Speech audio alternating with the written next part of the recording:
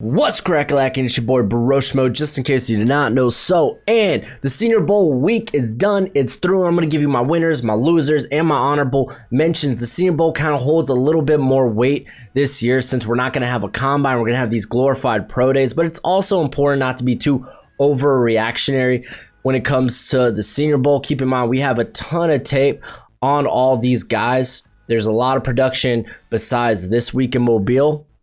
But it will be an important factor for a lot of these prospects. And that's what I'm going to get into today. Oh, excuse me, a little frog in my throat. But yeah, go ahead, become a bro and subscribe. Leave a thumbs up if you enjoy the content. It always is much appreciated, much obliged. I look forward to having some nice, intimate, and hopefully enjoyable football discourse in the comment section. Hopefully I'll have my rankings videos at least start coming out this week. I still got a lot to get done when it comes to that, and the top 10s will be available for everybody. But if you're a bro scout tier member, then you're gonna get my full rankings. So if you don't know what that is, go ahead, check out the memberships, and hopefully you can join the bro nation. I think that's what we're calling it. Maybe the bro army. I don't know, the bro migos, something like that. But let's go ahead, let's dive into the nitty gritty. We're gonna go by positional winners, and we're gonna start with the quarterback. Obviously, I think it was Mac Jones. He didn't even have to play the game.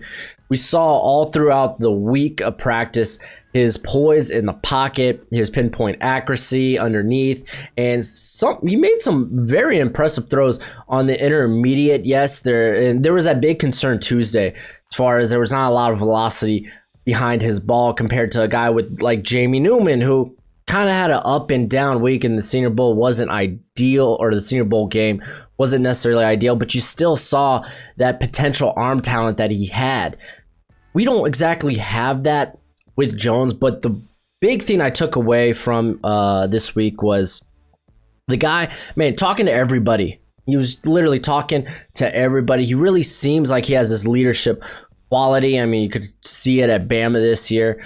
And on top of that, man, he was making some throws into tight windows, and that's something we didn't really see at Bama because he was throwing to these wide open windows at Alabama. I mean, literally, I think he had the most yards of separation when throwing to receivers, and it was like, it was up by like 600 yards, something ridiculous.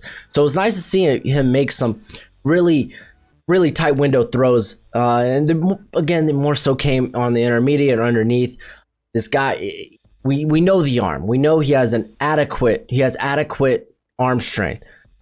But with that being said, I still think he goes from fringe first rounder to a legit first rounder, maybe a top 25, top 20 type of guy. Some honorable mentions throughout the week, guys, that I think helped their stock. And I hate to say it, Ian Book, man, he had ups and downs, but for the most part, he looked like a draftable quarterback. We know his arm talent isn't necessarily superb, but he does have an arm behind him. He's got a little agility. Will it translate in the NFL? That's yet to be seen, but I think he's a guy worth rostering. And then Kellen Mond, he was the MVP throughout the whole week. But I think for me, it's more of the same. He seems like a prospect that has hit his plateau. He doesn't have an arm that'll really knock your socks off. He's not exactly accurate. But he's a little mobile. He can make throws on the run, but he was coming from a system where he typically threw underneath. I don't think he threw I think he only threw maybe like 30 passes for 20 yards or more. It was a very screen heavy system there this year. So there's still concerns. I still think he's probably a 5th rounder. He's probably going to be after you see Kyle Trask and Newman taken probably on day 2. Then Kellen Mond will be the next guy up. And then at running back, honestly, a lot of people really looked good, but I think the guy that helped his stock the most was Chris Evans out of Michigan. He was, for me, probably looking like he was going to go undrafted. He doesn't have a lot of mileage on the tires, which is typically a good thing for a running back. But there wasn't a lot of tape on him either through, I think it was 4-year, obviously senior, but through a 4-year period, he didn't get much volume at Michigan, but he came out this week, and I think he really solidified that he should be a mid to late day 3 pick. He's kind of James James White-esque in his skill set. He really showed good hands, solid blocking on the pass blocking drills, and we saw actually him look like a solid pass blocker this year at Michigan. So, I mean, dude did a good job. I think he made himself draftable. This was a good week for Chris Evans. Some notable guys. Michael Carter probably looked the best out of any of the running back prospects. If you're not deeming Demetric Felton as a running back and more a slot guy, but I still like him at running back, man.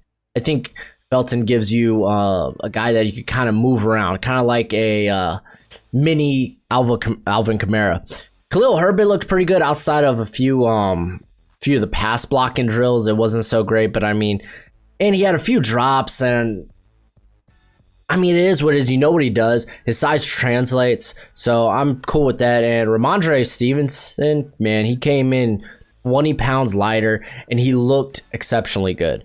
And then on to the receivers. By the way, I'm going to get to my losers at the end of the video because I like to end it on a damper note.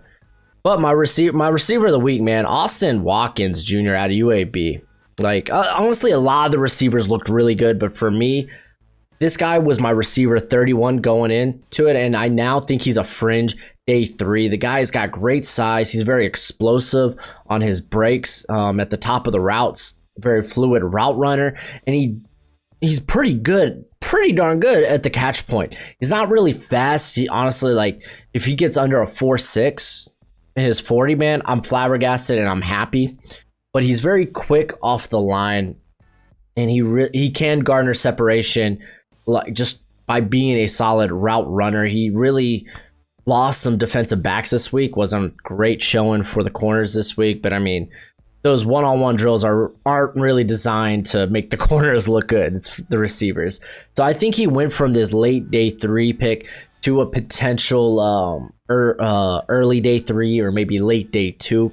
And again, let's go through some notable guys because Dwayne Eskridge just looked like a monster, dude. He was losing everyone and their mom on routes. The guy is just so quick, and it's just disgusting.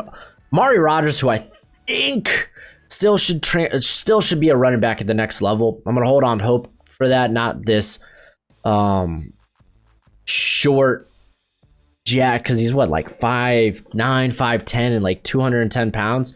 I don't think he should just be a slot guy. I honestly really want to see someone move him to running back. I think he'd do really well. Cornell Powell, he looked like a big guy, very good at the contested catch point, and I think he made himself some money, probably now a 5th round guy.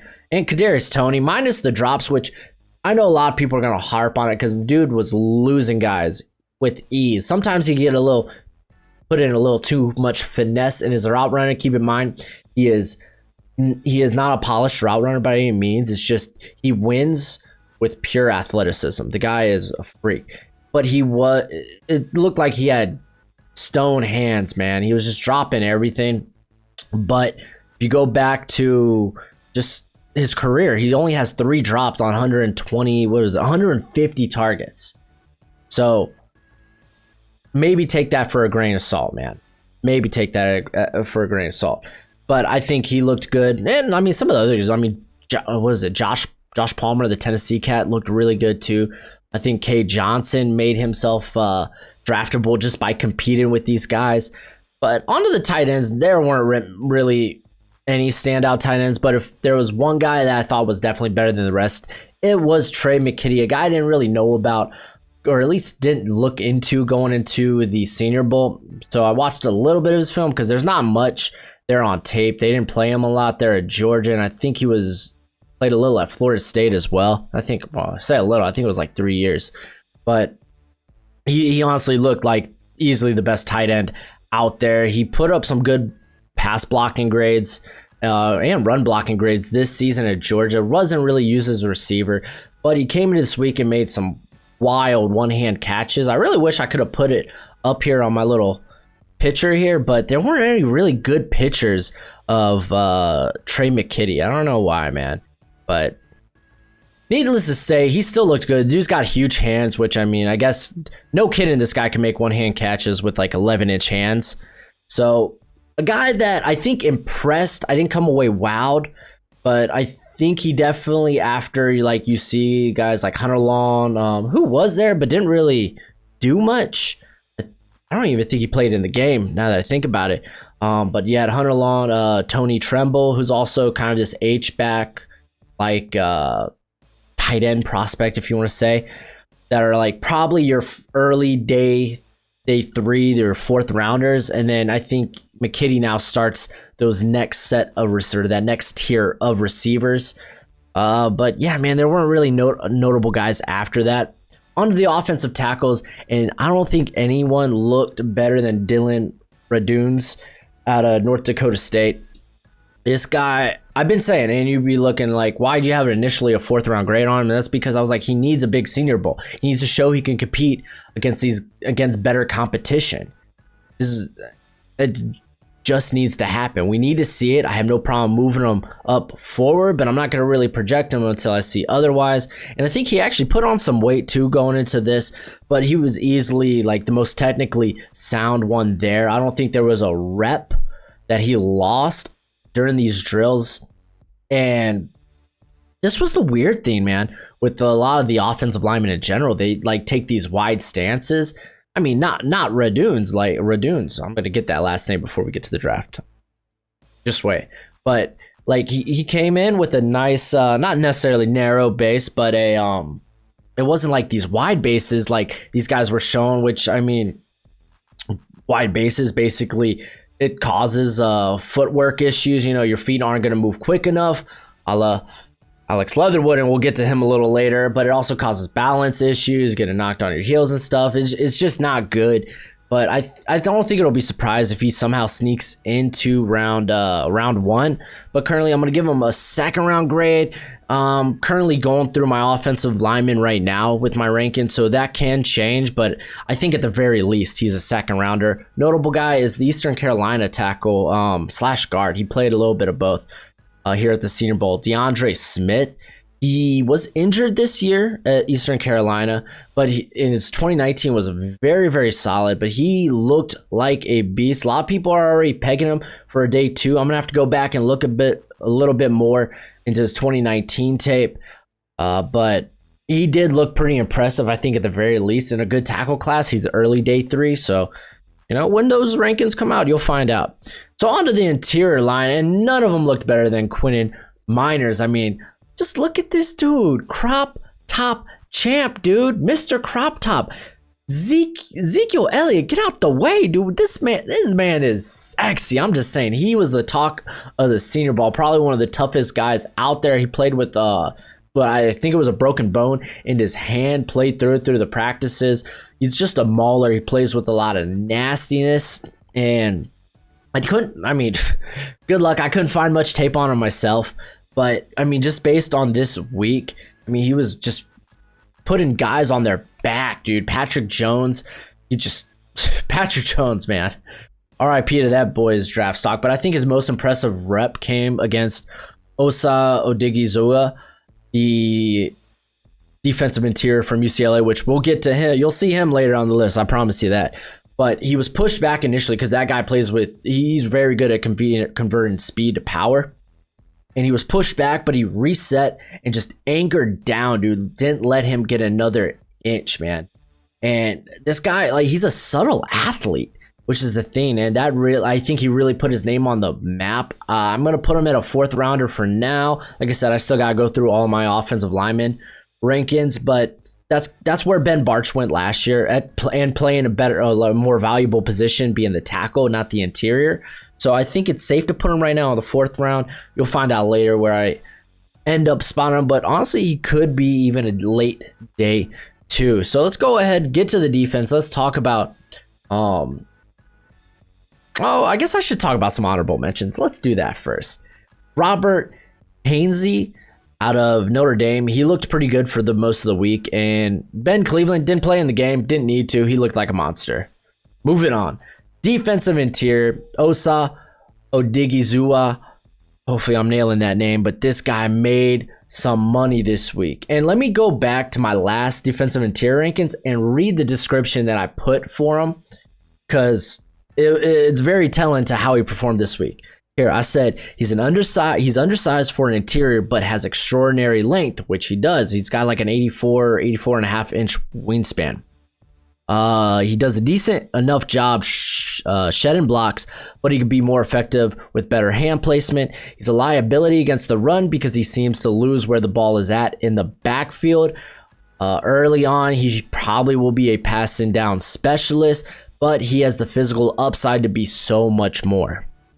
And I feel like that all rang true this week, because this guy was relentless on pass rush and drills, and he kept his eyes on the quarterback. And that's where I like when I was talking about it earlier, because if you really do go back to his tape, man, he does watch the quarterback. And they're in the Pac-12 where, you know, college football in general, where read option, man, it's a thing. He would focus the quarterback. So again, I didn't see too much of that in team drills, but the dude's got like, he doesn't get pushed back at 280, which is nice to see. He's explosive off the line. His get off is just top notch. He's good at converting that speed to power. Again, by no means a finished prospect, but you look at the state of this defensive interior class, how weak it is, and you see this type of performance, and you see this guy's traits, and I think he's going to shoot up boards. I went from a 5th to a 2nd round. I'm getting behind this guy. I'm a big fan. One notable mention, because I think for the most part the defensive interior was all right, but it was nothing special. Cameron Sample out of Tulane was phenomenal. He's probably an ideal maybe 3-tech or 3-4 edge, but he played with a lot of power, man. This guy was pushing dudes back. So another guy that honestly, like, his game just translates to the NFL. Speaking of games that translate to the NFL, let's talk about Pitt's Rashad Weaver. He's my biggest winner out of the edge class. I mean, you could easily put Boogie Basham up there, but I don't think he did anything to really move up his draft stock. I feel like his draft stock was kind of already set at maybe a mid to late 1st round, early day 2 guy. But Rashad Weaver was a guy I had, like, he was a day 2 guy. He was day 2 for me, maybe like late 2nd or somewhere in the 3rd. But this, he doesn't really have any finesse moves, but he was by far the strongest in pass rush drills from the edge, man. The way he attacked offensive linemen's strike zone, basically didn't put them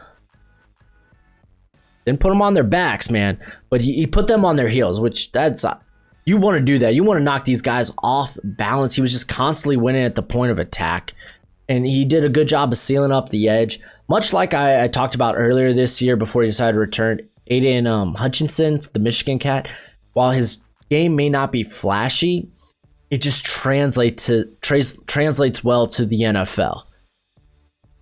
I think Weaver has a much bigger upside than Hutchinson does. So, yeah, you did good this week. And like I said, I mentioned Boogie Basham. A lot of people would say Quincy Roche had a baller week, which he did, but I mean, I don't think he told us, I don't think what we saw was anything new. You know, he won with quickness, he won with finesse. That's been his game, his calling card since his days at Temple. So for me, nothing's really changed. I still think he's probably a 3rd round guy, but a lot of people are going to try to jump on that hype wagon for him and say he could maybe sneak into the 1st round, which he might. I don't consider him a 1st rounder though. And then my linebacker winner of the week, Derrick Barnes out of Purdue. This was a guy nowhere on my radar, nor did I watch anything from him until last week.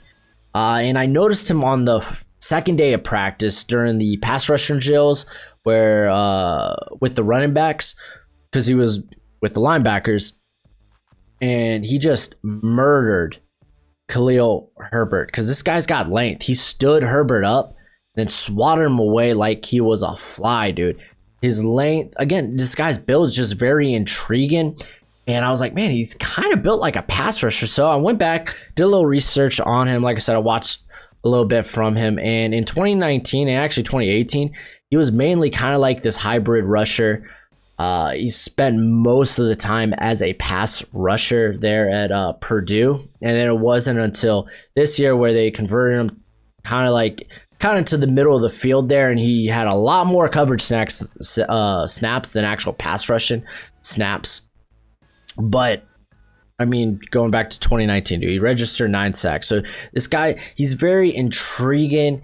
Now, I don't know if he is, I don't think he is a traditional linebacker, but dude, his athleticism, that length, and like, he wasn't terrible in coverage drills. There were some really bad like reps there on tape, but I think for the most part, like, his athleticism is so intriguing that this guy, and keep in mind, man, he's still new to this position, and I think this is he'd be a fun guy to work on, you know, with that athletic upside and just the development he made from 2019 to 2020, going from a pure edge rusher to a, hey, go cover this guy in coverage. I think it definitely makes him a mid-round guy.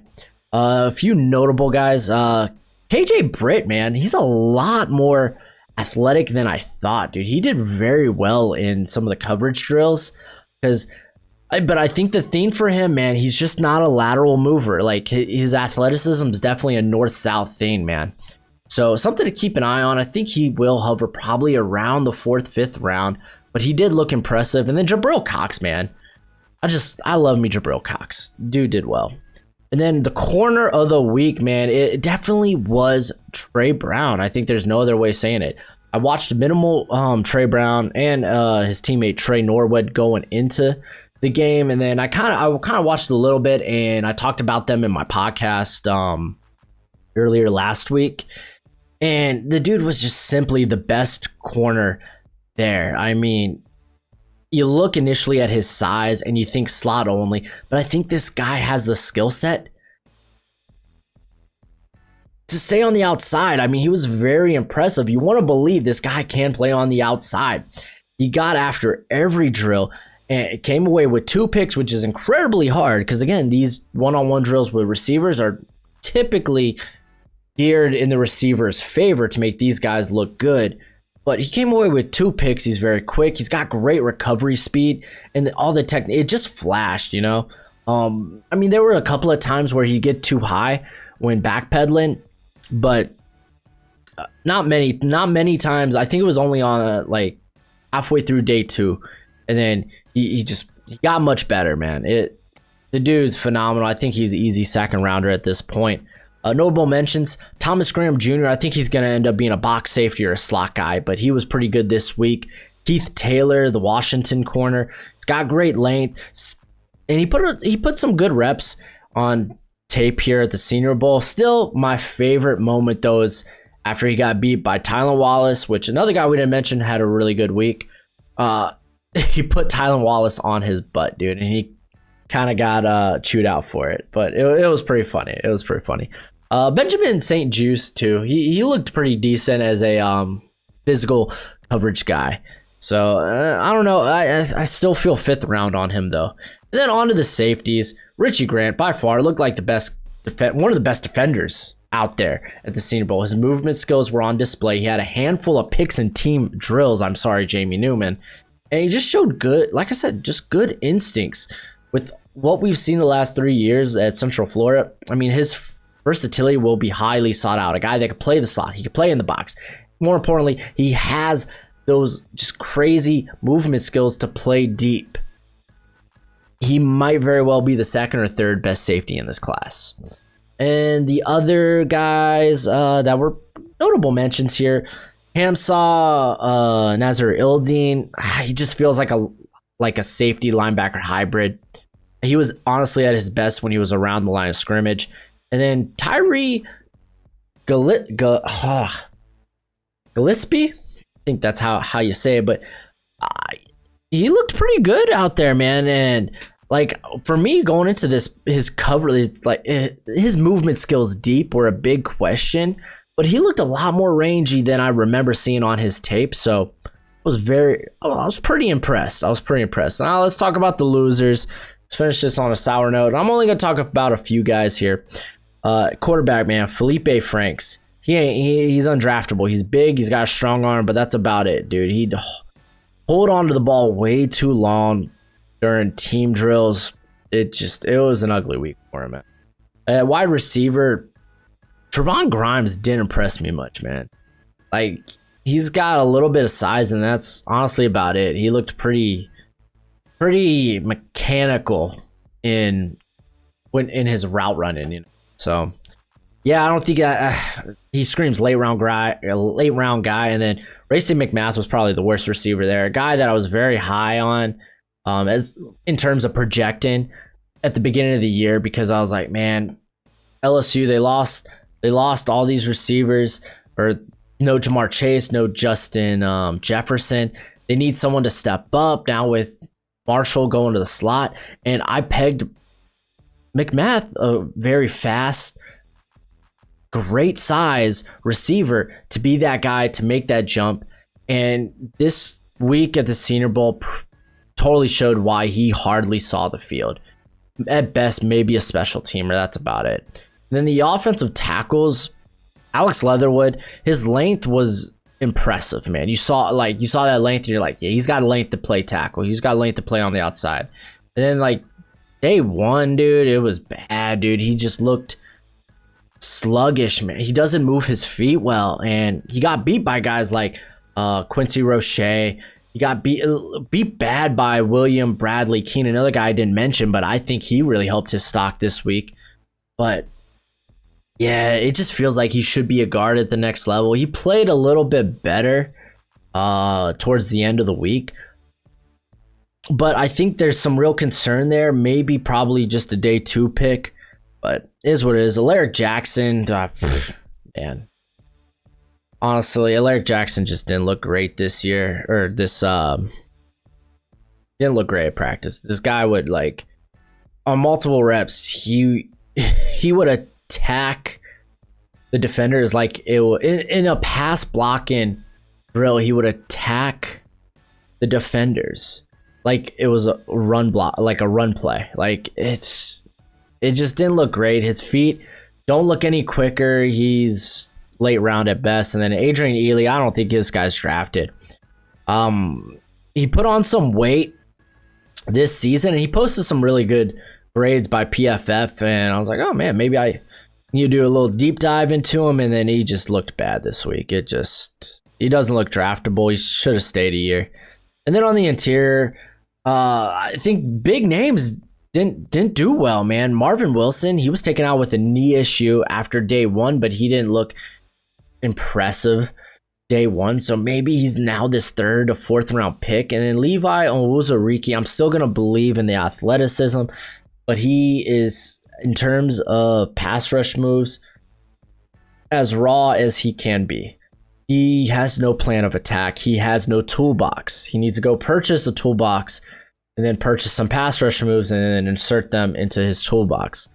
It was wild because, like, I was hearing really good reviews about his athleticism and how he was looking day 1, and I go to watch the drills, and I'm just like, what? Yeah, it just wasn't there for me. Edge, Patrick Jones, we hinted at it earlier. He looked pretty bad this week. I know you go to the Senior Bowl game and be like, oh, he got a sack. He looked much better. But he has he's a limited athlete. He doesn't have a quick first step. He has no explosion to his game. For the most part, he's just a technically sound edge defender. That's probably going to be a late round pick, or at least should be. And then at corner, the small school guys really had a rough week, man. Brian Mills didn't look particularly good. I mean, he won here and there, but for the most part, he didn't look the part. Robert Rochelle, he ended up getting injured day 2 after he got beat deep, man. He looked really, really bad.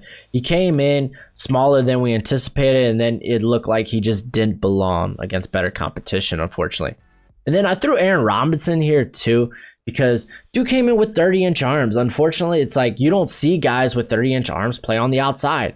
He's probably a slot guy. He played slot the last 2 seasons for Central Florida. He's probably a slot guy. And then at safety, Mark Webb. I should have mentioned DJ Daniel for Georgia at corner, because he impressed me. I think he made himself draftable this week. I was pretty impressed with him. Bit undersized. Doesn't got great speed, but he's very physical. And I thought he looked particularly well this week. I was impressed. But Mark Webb, he doesn't look draftable. He's slow. He's overtly physical. And then Trey Norwood, man, for a guy that had like a ton of ball skill, like a ton of plays and coverage this year. I don't know. I didn't see the lore. I didn't see what I wanted to from him. He left me not even wanting more. He left me just wanting, like, yeah, it just wasn't a great week. But that's it for the video. Go ahead, do the YouTube thing. And as always, till next time, you be easy, my friends.